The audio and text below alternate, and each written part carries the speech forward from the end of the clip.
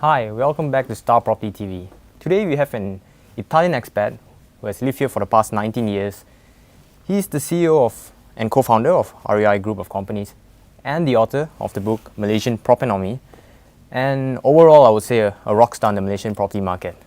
Welcome, Dr. Daniele Gambero. Thank you very much for having me here, and my pleasure to be here.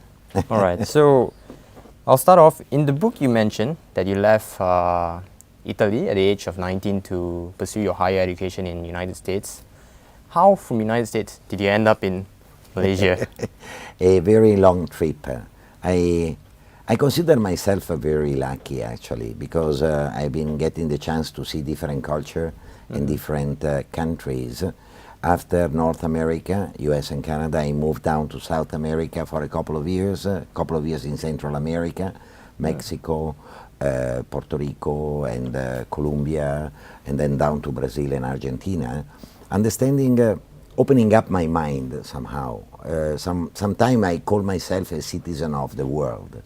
Global citizen. I was a precursor of globalization.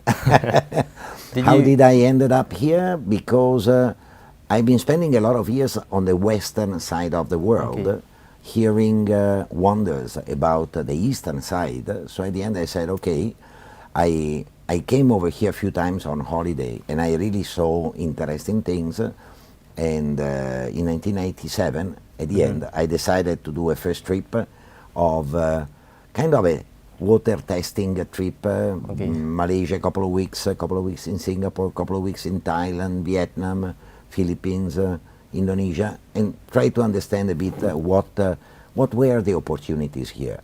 What attracted me, passion in the line of business I have been in all my life, which is real estate and property, and the huge opportunities that I've been seeing here in Southeast Asia, in Malaysia in particular, the friendliness of the people, the food, the development status as a country. Malaysia was in 1997 the country that gave me the safest type of feeling Despite as a foreigner. the financial crisis around that time? Worst time or best time? That's very true. Eternal positive. Yep. I played guilty in this. So, Dr. Gambero, as the co-founder and CEO of REI Group of Companies, why did you establish this company and what are the services that you guys actually provide? Okay, REI Group of Companies, this year we are celebrating our 10th anniversary. Okay, congratulations. We are 10 years old. There will be a big party towards the end of the year. I established REI Group of Companies with a local partner, a real estate professional. Together we were looking at the market, trying to identify possible loopholes, possible areas to be filled with a different and more creative or innovative type of service.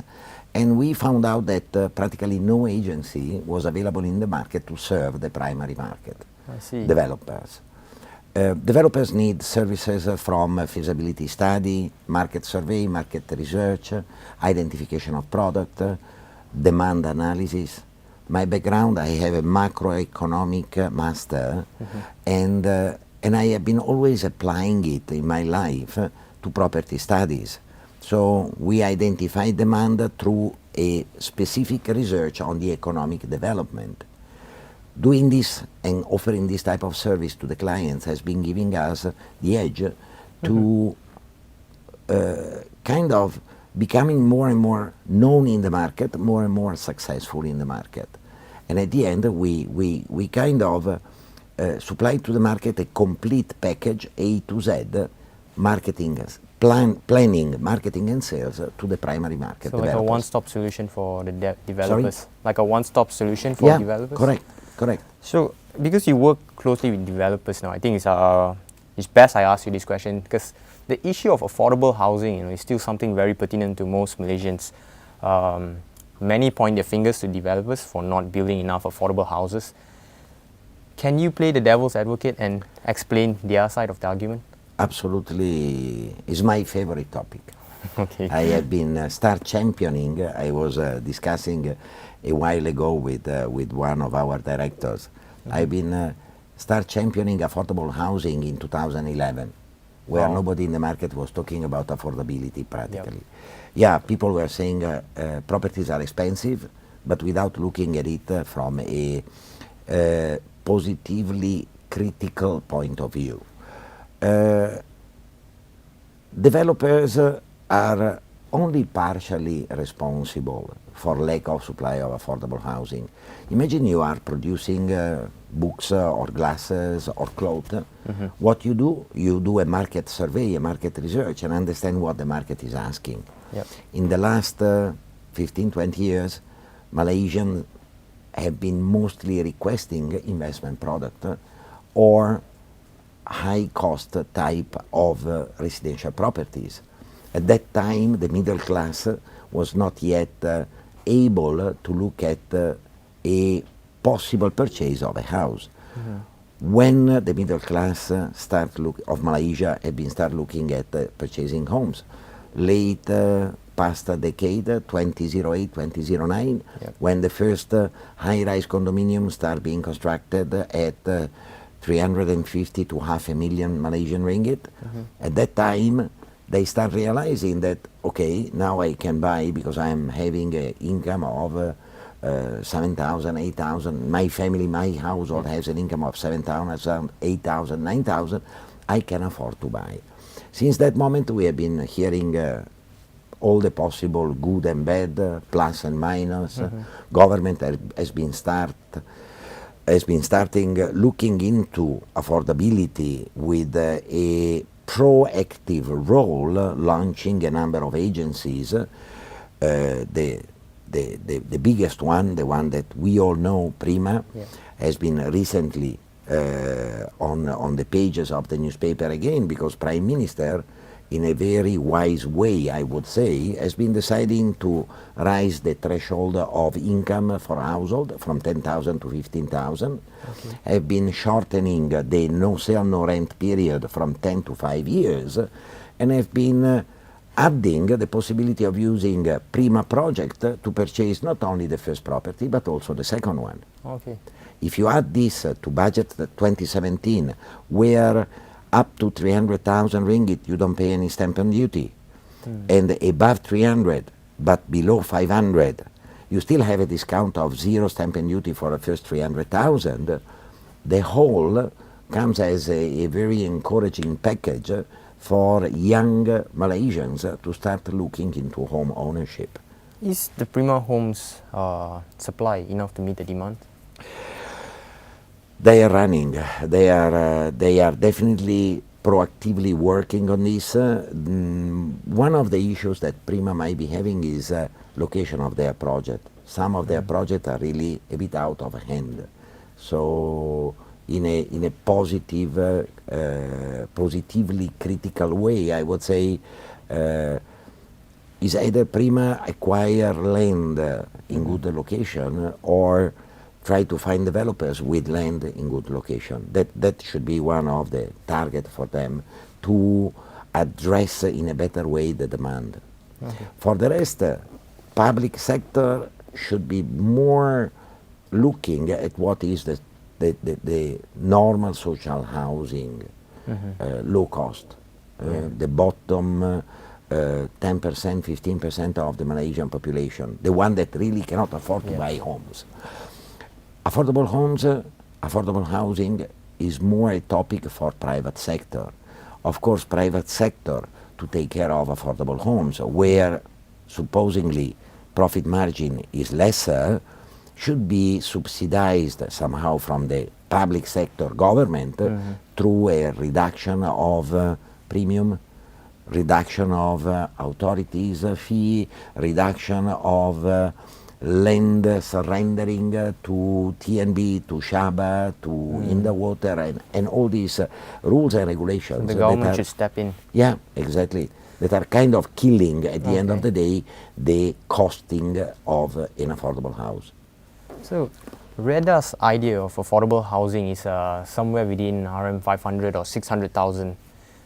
For one to safely invest in properties within these prices, they at least need a household income of 7 to 9K. And for most young Malaysians, not everyone have the luxury of bringing home such paychecks.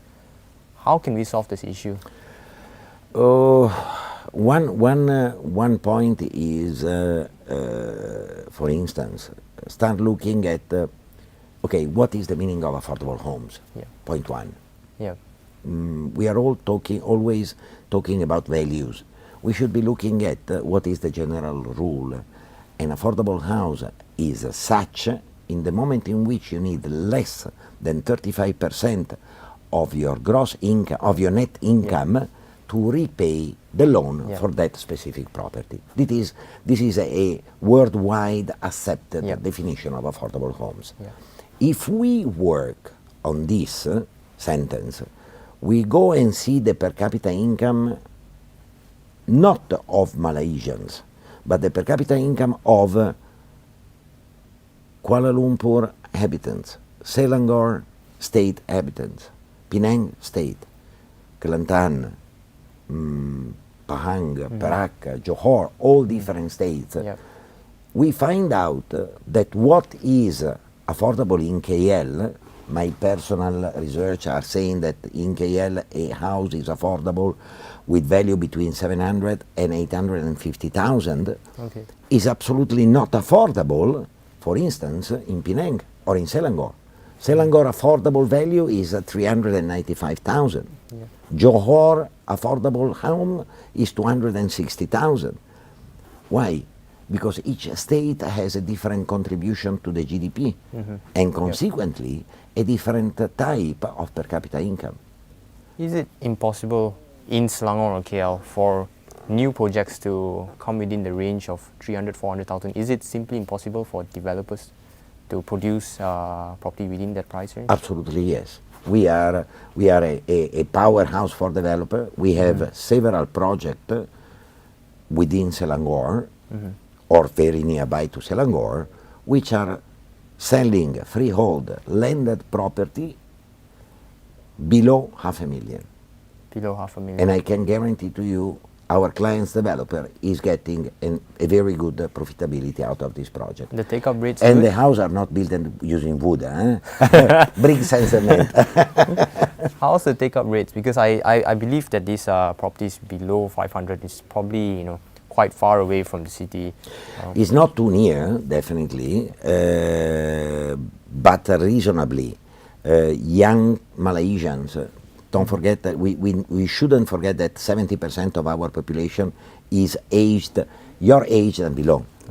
Only 30% is my age and above, or even less. So young Malaysians are pretty much okay in driving 40 to 50 minutes from home to the working place, being very practical. How long it takes for a PJ resident, Section 2, to go KLCC and work there? 1.5 hours. It takes me 50 minutes to come from Semenye or Puchong up to my working place in KL. Is a bit farther, the distance is longer, but the time is shorter at the end of the day. One. Very true. Two, we have a complete network of infrastructure, partly completed, partly under construction, partly under commencement of construction. 2 LRT lines, 1 monorail, 1 additional LRT line, LRT3 to Kleng, MRT line 1 open recently, MRT line 2 coming in soon.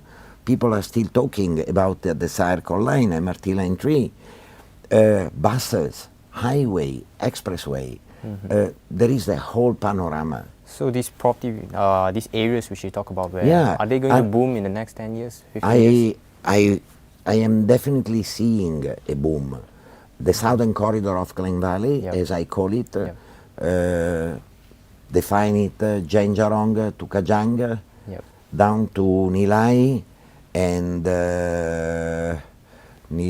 and KLIA2, roughly Sepang, all that corridor is a booming area. All the biggest developers are there. You were asking me about the cap rate. In the last 12 months, we have been selling something between 500 and 600 homes. Oh. Successfully sold. That's good. SPA signed, deposit paid, loan agreement accepted. Okay, that's All very right? interesting. So And the demand is there. If you have the right product, people are coming and buying. And moving on top of all that you do, you wrote this book, Malaysian Propenomy. What is Malaysian Propenomy all about? Malaysian Propenomy is a copyrighted word. Yeah. You coined the term, And, right? from is under copywriting by our group. Propenomy is how I've been all my life looking at property development, property investment, property purchase through an appropriate analysis of the economic development. Yeah. Property is not the main driver. Economic growth is the main driver that generate jobs. Jobs are putting money in the pocket of people. Yep. People are looking for a house where to stay. You look into where the economic growth is. You identify which are the main driver for this economic growth in terms of industries, services, tourism, education, whatever. You identify how much money is in the pocket of the people working in these industries, and you understand which type of product they can afford to buy. Is a rule of consequence. So Propenomy is a book that in which I've been doing my best to explain using layman and laywoman language this not too complicated mechanism or model. I call it the Propenomy model. And the aim of it, as far as the aim of a workshop, of a 2-day workshop that we have been launching recently with Khalil, the Propenomy Gym, is mostly to give an opportunity of education in terms of financial, economic budgeting, personal finance, personal economic budgeting, and property acquisition, property purchase for the young generation. I think it's a very interesting thing to do, because we read that financial literacy is a huge issue among young Malaysians. In fact, not just young Malaysians. So I think it's a very interesting thing that you guys are doing this workshop. But something very interesting you mentioned in your book, that the age-old mantra of location, location, location is now passé, and the new mantra should be timing, transformation, and demand. Yep. Care to elaborate on this? Do I have 1.5 hours? I think you have 3 minutes. Okay, we will concentrate. It's not timing, transformation, and demand, but it's transformation, timing, and demand. Transformation is what is happening to Malaysia. Why did I choose Malaysia instead of other countries in Southeast Asia? Because Malaysia was a country with the best transformation plans already in execution. Okay. You must have a plan. You want to go from A to B. You have to look into the road, direction, dangers, whatever. Same for economic growth of a country. Transformation means I want to know what is going to happen in Nilai, what is going to happen in Port Dickson, what is going to happen in Sepang, what is happening in Aeropolis, the city around KLIA2, what is happening in Cyberjaya, what is all this hoo-ha about HSR. Transformation of a country. You look into transformation, you understand how you can make money in a very pro-efficient way out of property. Timing. Timing is the factor that every investor, not only in property, are looking for. Timing means knowing the time in, and you already have in your pocket your exit strategy. You follow the economic cycle. You study a very basic macroeconomic principle, and you understand when is the right moment to go in and the right moment to go out. Demand is what we have been discussing about in the last 15 minutes, 20 minutes. If you know where the demand is, or better will be, you buy what the demand will look for, you are already on the dot. Someone will rent or someone will buy your property 100% secure. Okay, so with all this knowledge out there, why people still make mistakes in their investments?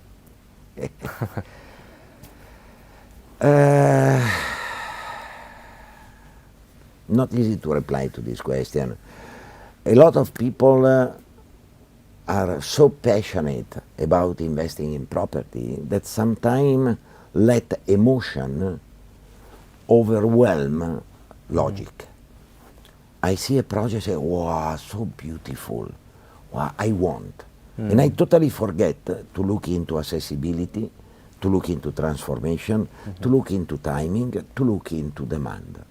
Yep. I buy this beautiful home, and at the end I get stuck with it. Yeah. I can give you hundreds of examples, sad stories. What is always my strong recommendation to young generation? You cannot use your heart to buy a property. You use the heart to choose your wife. You use your heart when you talk to your parents or to your children. But you use your brain when you put out your money to buy bricks. Yep. That is the most important point that young and investor in property must understand and must follow. Forget about emotion. The like factor is the last one. Under the current market circumstances, would you still say property is the best asset class for wealth creation? It's the safest. I challenge you in giving me an example of a country, even in desperate market or economic situation, where property have been losing values. If you do a very simple analysis of the last three crises, 80s, 97, 2008, you will find out that buying a property before and selling it right after the crisis, you still make money. So is still a very safe asset, is a medium long-term asset, is not a short-term asset, is not a product for flippers. Speculator should be banned from buying properties. Yeah, All I agree with that. They are the ones spoiling the market somehow. Yeah. But we are in a democratic country, all right? So they must have also their space to speculate their money. So I want to talk to you about this very interesting article that made waves over social media yesterday, where the title of the article says, "Suicide to buy house now," says property consultant. And he also said in the article that people should wait till property prices come down. On top of that, another renowned Malaysian economist said on Twitter that the best way to bring down property prices is to simply not buy properties, because trying to stimulate the market may create systematic risks. What are your thoughts on these statements? How can we ask people to stop buying properties? Actually, people already stopped buying properties. The market has been dropping a good 20-30% in terms of number of transactions. Is quite silly somehow, the connotation, the definition of saying, oh, I stop buying and wait and see till when the prices are dropping. Price will never drop. You cannot stop buy and that's it, because the demand will remain there. In Malaysia, we have about 9.5 million households, and we have only 6.8 million homes. The demand is there. Developer will never drop the price. Desperate developers or developers with big numbers of overhanging units, unsold units, might be deciding to do a fire sale, but are very sporadic cases, not something that happens every day. I wouldn't recommend them to stop buying property. I wouldn't say to wait for prices to go down further. Personally, and yesterday night I was at the Outlook presentation by Standard Chart. All the forecasts are saying second half of this year we should see a beginning of a recovery. If we look at an economic cycle, the first signal that we are over the bottom is drop of interest. Bank interest. What did Bank Negara do last year in July? Drop interest. So you ask me, prices are moving up, not down. The more you wait, the more you will pay. Stop buying, you decide how you want to read it. Should the market correct itself, or the government intervening and trying to stimulate? Is it true that it will create a systematic risk? Okay, depends on the stimulus. There are different types of stimulus. pray that our Prime Minister, and I don't think he will adopt the Abenomics, quantitative measures. No. Yeah. Those have been destroying Japan. Yeah. Japanese economy is down in the drain. Yeah. Should be Japan, with all the respect for Japanese, should be declared bankrupted, actually. Yeah. But there are other types of stimulus which the government, in my view, is already kind of using to spur economic growth. Partnership with Chinese. There was on the Star an article talking about 48 billion business agreement between China and Malaysia. Yep. Chinese are not coming in to buy property. Chinese are coming in to build harbors, to build infrastructures, to build HSR, to bring in business. All this is economic growth. That is the right sport to bring in. Subsidies might be interesting to be looked at. Tax package, incentive package might be helping, but not the big, I would say, artificial spurring measures that Japan or some of the European country area from where I ran away in 1998 have been actually applying. All right. And despite this bearish sentiment towards the property market, you are someone who remains very optimistic, and you personally told me that you believe the future is in the ASEAN region. Why the optimism, and why exactly ASEAN? Why ASEAN? What is ASEAN? If we look at numbers, I am the numbers man. Yeah. If we look at numbers effect, ASEAN is a economic and trading group of countries identifiable as the third country in the world by population and the fifth economy in the world. We are not small players. We are huge players. And we are all, besides Singapore, developing Asian country, emerging markets. Yep. You look at the GDP growth, we are crying about our GDP growth, right? This year only 4.5. Oh my God, how can I do? Italy GDP growth, 0.1. Yep. Germany, 0.5. Spain, minus 0.5. Yep. Those people are suiciding.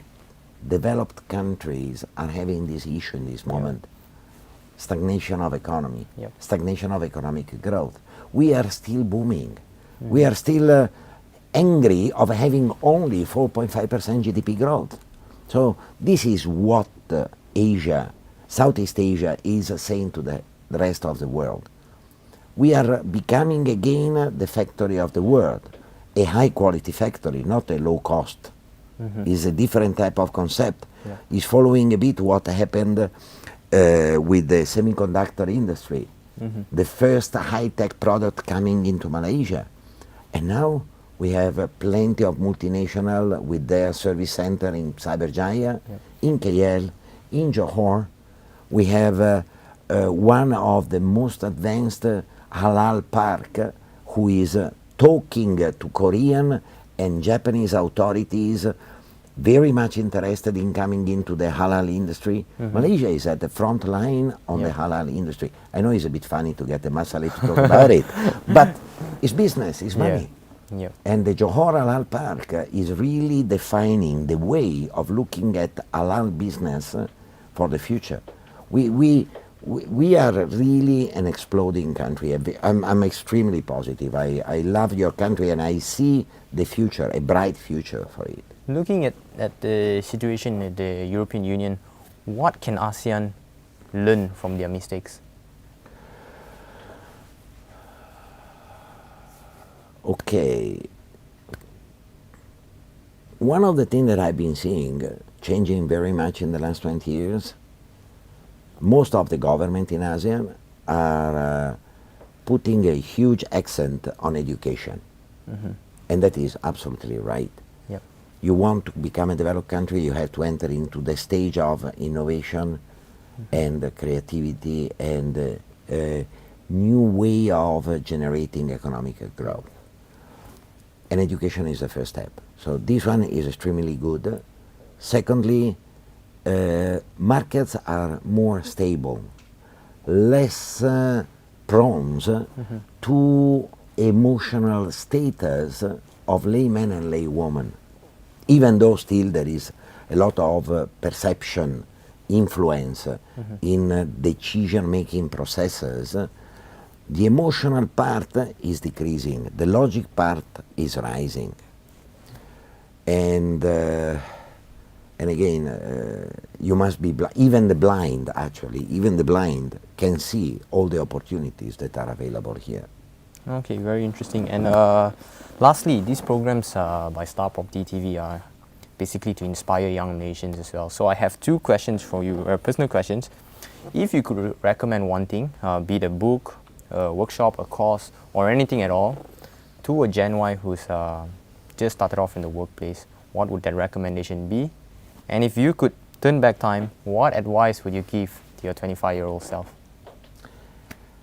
I reply the first question first. Yep. While I'm thinking with my back about the second one. Be focused. Advice to young Malaysians. Be focused. Young generation are very much on the multiple source of income. Yes. And there are plenty of offerings somehow.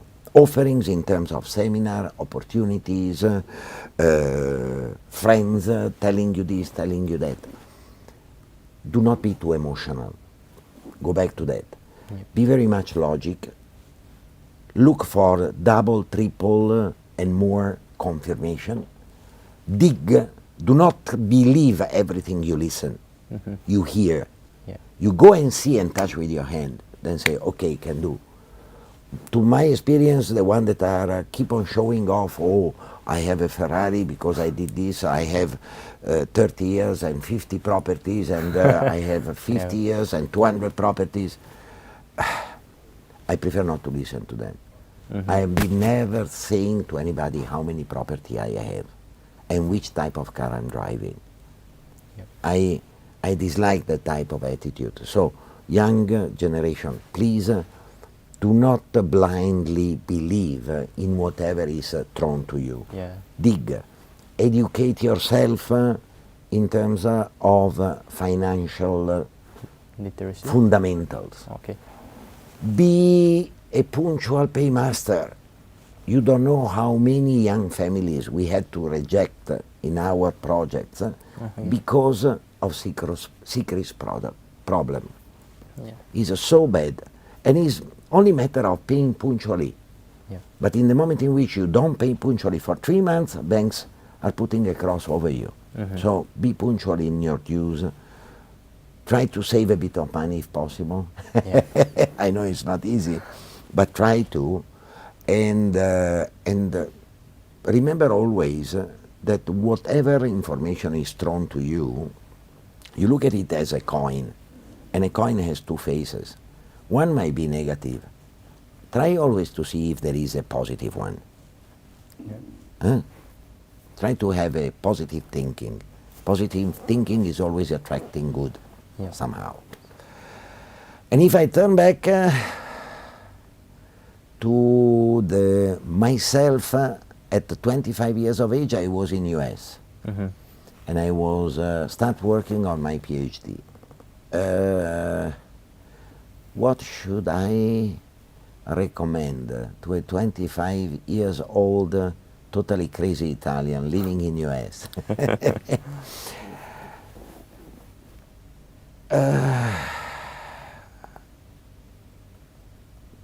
To spend a bit more time sayang yourself somehow.